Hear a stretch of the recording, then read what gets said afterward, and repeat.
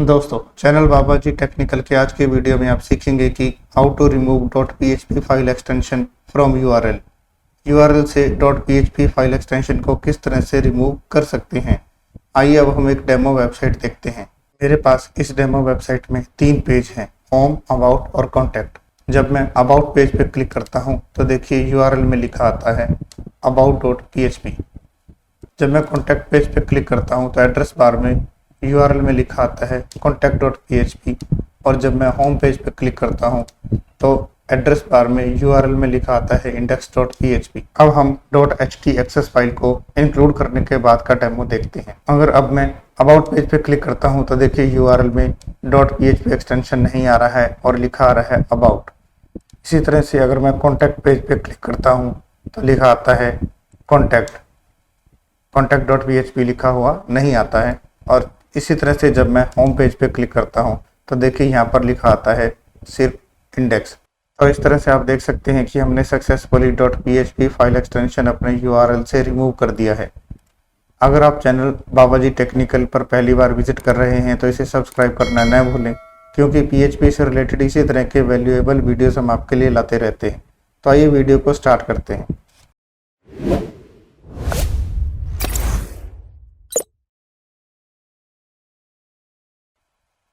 दोस्तों, यूआरएल से PHP file extension को आप .htaccess फाइल की हेल्प से रिमूव कर सकते हैं। तो आइए अब देखते हैं .htaccess फाइल क्या है।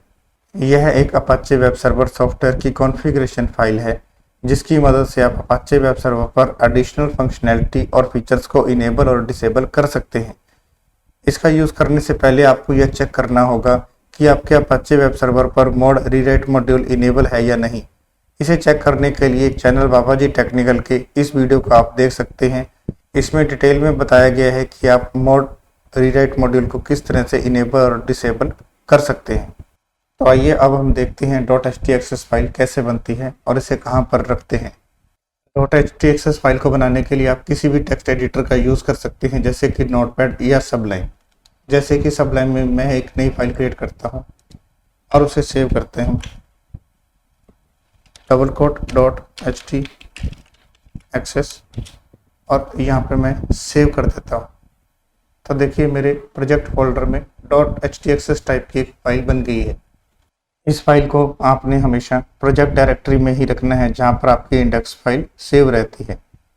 .htaccess फाइल के बहुत से फ़ायदे हैं। इसकी हेल्प से आप अपनी वेबसाइट के एरर पेजेस को ठीक कर सकते हैं और सभी एरर्स को एक सेंट्रलाइज पेज पर रीडायरेक्ट कर सकते हैं। इसकी हेल्प से आप IP के बेस पर विजिटर्स को ब्लॉक भी कर सकते हैं या आप अपने डिफ़ॉल्ट डायरेक्टरी पेज को चेंज कर सकते हैं। साथ ही साथ विजिटर्स को भी एक अन्य पेज पर रीडायरेक्ट कर सकते हैं। इसके अलावा इसके और भी बहुत से फ़ायदे हैं, वह हम किसी दूसरे वीडियो में डिटेल में डिस्कस करेंगे। अब मैं यहाँ पर एक नई फाइल बनाता हूँ header.php, साथ में एक नई फाइल और बनाता हूँ footer.php, एक नई फाइल बनाते हैं यहाँ पे index.php, about.php, contact.php। तो इस तरह से हमारे पास प्रोजेक्ट फोल्डर के अंदर header.php, footer.php, index.php, about.php और contact.php फाइल्स बन गई हैं। अब header.php फाइल में मैं लिखता हूँ HTML, टैब प्रेस करते हैं तो मेरे पास बेसिक HTML लेआउट यहाँ पे रेडी हो जाता है। यहाँ टाइटल में मैं लिखता हूँ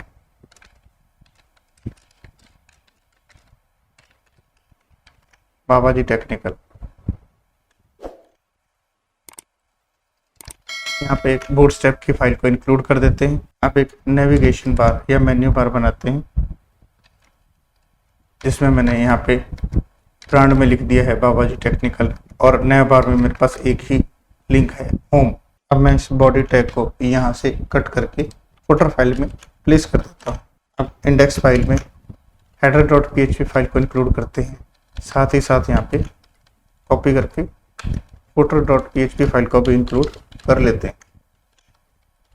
यहाँ पे मैं h2 टैग में लिखता हूँ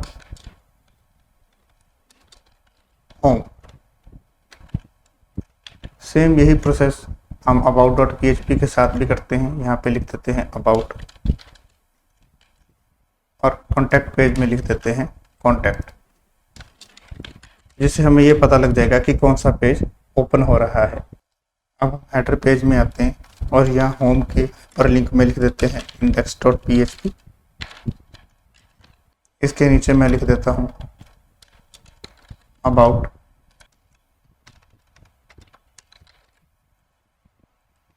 और उसके नीचे मैं लिख देता हूँ कॉन्टैक्ट।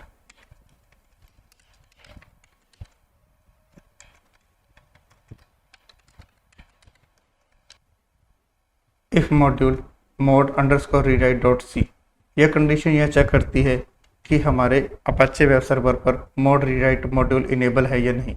अगर वह इनेबल है तभी अंदर लिखा हुआ कोड एग्जीक्यूट होगा, नहीं तो नहीं होगा। इसके बाद हम यहाँ पे लिखते हैं रीराइट इंजन ऑन। इसके बाद हम यहाँ पे डायरेक्टरी की कंडीशन लिखते हैं और उसके बाद हम यहाँ पे फाइल चेकिंग की कंडीशन लिखते हैं और लास्ट में हम यहाँ पर एक रीराइट रूल लिखते हैं। यहाँ पर रीराइट कंडीशन यह चेक करती है कि रिक्वेस्ट फाइल नेम की कोई डायरेक्टरी हमारे प्रोजेक्ट फोल्डर में एग्जिस्ट करती है या नहीं। अगर एग्जिस्ट करती है तो नीचे लिखा रीराइट रूल एग्जीक्यूट नहीं होगा, क्योंकि हमने यहाँ पर लिखा है नोट डैश डी। यहाँ पर डैश डी फ्लैग डायरेक्टरी को बताता है। अब हम फाइल की कंडीशन को चेक करते हैं। यहाँ पर रीराइट कंडीशन यह चेक करती है कि रिक्वेस्ट फाइल नेम की कोई फाइल हमारे प्रोजेक्ट फोल्डर में एग्जिस्ट करती है या नहीं। अगर एग्जिस्ट करती है तो नीचे लिखा रीराइट रूल एग्जीक्यूट नहीं होगा, क्योंकि यहाँ पर हमने लिखा है नोट डैश एफ। यहाँ डैश एफ फ्लैग फाइल को बताता है। अब हम बात करते हैं रीराइट रूल की।